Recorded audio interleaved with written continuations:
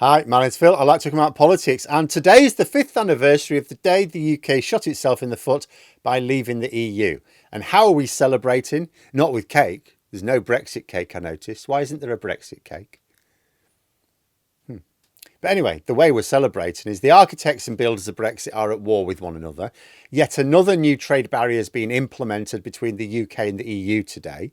Remember, these trade barriers are never going to stop. There's always going to be new ones until we return to at least the single market and customs union. But first, for daily political commentary, please hit the subscribe button so you stay notified. So first of two Brexit related videos today. Unless some senior politician does or says something especially stupid, looking at you, Lee Anderson, there'll be another on a slightly different theme this evening in the third slot. We're gonna sandwich it with Trump in the middle. So what actually is Brexit? Well, it's worth remembering, because people forget, that when we left the EU 5 years ago, that was the 2016 referendum enacted in full. Nothing that happened afterwards was covered by the referendum. Leaving the customs union, leaving the single market, leaving Erasmus, all the other EU schemes, none of them were part of the referendum. So when the Tories claim that they were only fulfilling the will of the people, they are lying. During the election of 2019, a majority of voters voted for parties with promises not to leave the EU without a confirmatory referendum on the terms. And there was no indication from the public that they wanted the government to take us out of the EU on the terms they were proposing. And it's not even like those who keep claiming they were not happy with their purchase. I saw on GB News one of their miserable presenters, reflecting on the misery it caused so many people in Britain. Oh, wasn't it marvellous? They were all crying. These British people, Remainers they're talking about. The only benefit Brexiteers seem to be celebrating, as far as I can tell, is the fact it made half this country very unhappy. I mean, I know many of us say Brexit was a Russian foreign policy to weaken the UK, carried out by people who took a lot of money directly or indirectly from the Russian state. I didn't really expect GB News to be quite so open about how unpatriotic Brexit actually was. After all, a Patriotic Act is something that benefits the people of the country, isn't it? And there's raging disagreement between the various organisers and architects of Brexit. We're expecting some direction to emerge from the Labour government this year on moving close to the EU. The Pan-European Mediterranean Convention is the most obvious first step. At least to be open about joining, it will take some time to actually join. Kemi Badenoch has decided the Conservatives are against it. But even arch-Brexiteers, the lords of Brexit, David Frost and Daniel Hannan, have written articles to say, well, of course we should join. Why wouldn't you? This is because of the many reasons various people had for being involved in the campaign to take us out of the EU. Nobody could possibly be opposed to joining the PEM unless they actively wanted to harm the UK economy. It contradicts nobody's stated interpretation of Brexit. It allows us to manage our own customs arrangements, set out our own market standards, even though doing so has yielded absolutely zero benefits, but it has brought an awful lot of admin costs to businesses, supply problems to everyone, and price rises to consumers. It would even allow us to leave the ECHR. It's the Good Friday Agreement that sort of stops us doing that, not membership of the PEM. The general public don't even know what it is, so it's not politically awkward either. Just like nobody questioned the CPTPP because nobody knew what it was. Literally no reason to oppose it unless you wanted the UK economy to suffer in the next few years. Which explains why Badenoch is against it. Her only chance is that Trump kills the global economy, rendering Labour's plans for growth weaker. So as a reflex action, anything which might help British business will be opposed by Badenoch. I mean, where is the consensus on Brexit from those who claim to support it? I get that there are bound to be differences on the details, of course there are, but there isn't even broad consensus. Most Brexiteers agree that Brexit itself has been a disaster, including the godfather of the project, Nigel Farage. He's still in the country despite promising to leave. We, on the other hand, at least agree about what is to be done. Well, we should just join the EU.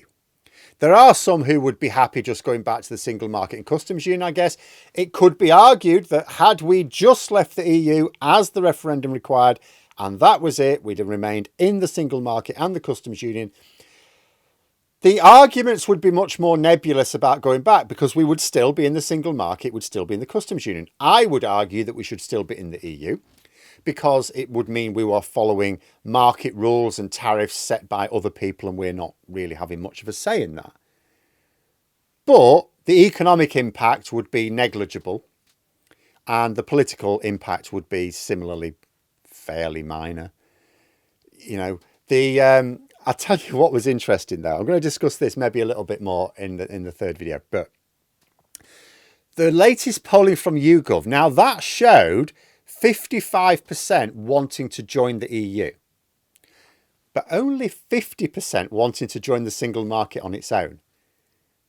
I thought that'd be the other way around. That's interesting. I have to say, I mean, I think from my own point of view, it may be easier to just join the whole EU rather than just trying to get a single market only deal.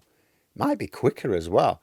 But interesting that more people want to join the EU fully than just the single market. Maybe the extra 5% realise that full members don't just benefit from the largest and richest free trade area in the world. Because remember, even the United States is not a single market.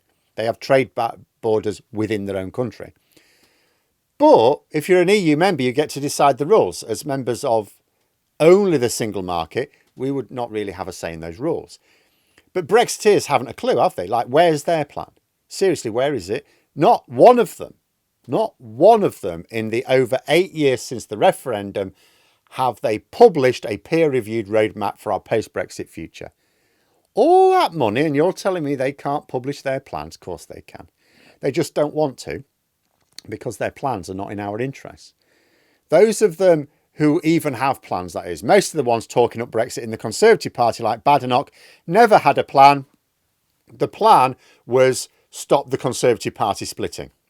How did that work out? They just got caught in the slipstream and are trying to go along with it and hope for the best. In the meantime, 5 years after leaving the EU, we're still getting new trade barriers. From today, EU imports into Britain must be accompanied with a safety and security declaration. Now, this is obviously important if we're going to maintain standards and be part of a separate market. We have to maintain those standards.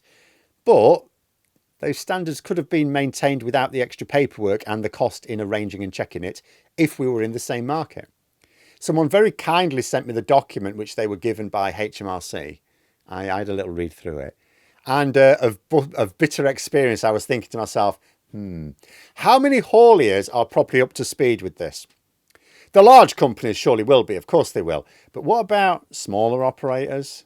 Are we going to find hauliers falling foul of the new rules because after 5 years, they thought, well, it's done now, isn't it? Brexit's done, it's all stable, what can change? Are we going to get a round of hold-ups because the new paperwork isn't in order now? But this is the truth of the matter. When Boris Johnson talked about getting Brexit done, there was no such thing. There's no such thing as getting Brexit done. Leaving the EU means there will always be new rules and new documentation and new costs needed. Happens all the time, of course, with respect to other markets around the world. But the EU is the one right next door, by far our largest trading market. So when there are changes between us, they are noticed. And this new SNS is yet another document that needs filling in. Funnily enough, reading through this document from HMRC, helpful document, the last page of the presentation says, thank you, any questions? It's like, yeah. Can we have an economic impact assessment for Brexit? And can we rejoin the EU, please? You know, better trade, lower costs, better protection against nutters who think tariffs are a toy. And people will be able to go on holiday again without having to stand for hours in the idiot queue.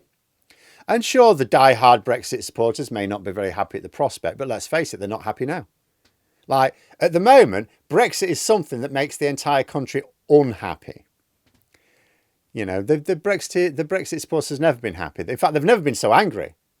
At least if we rejoin, the rest of the country can be happier. The Brexit diehards still benefit because they'll get cheaper, fresher food and immigration will go down. And like I keep saying, it's going to happen anyway. The way people voted along age lines was very stark. The population is just becoming more pro-EU as time passes. Really nothing going to stop it. Not just because it didn't work, but but because those who ever thought it might are disappearing a lot quicker than those who thought it never could. And with our economy barely registering a pulse, and the best forecast for the government's plans being in a few years' time it might be at least able to sit up in bed, there's going to come a point where there's no other way. We will be applying to join in the next decade. I'd just rather it was towards the beginning rather than the end of it. But there we are. Those are my thoughts. Let me know yours in the comments below. If you've enjoyed the video, please click the like button and subscribe for further content. If you'd like to support the channel further, you can click the join button for memberships. Thanks for watching, and until next time, I'll see you later.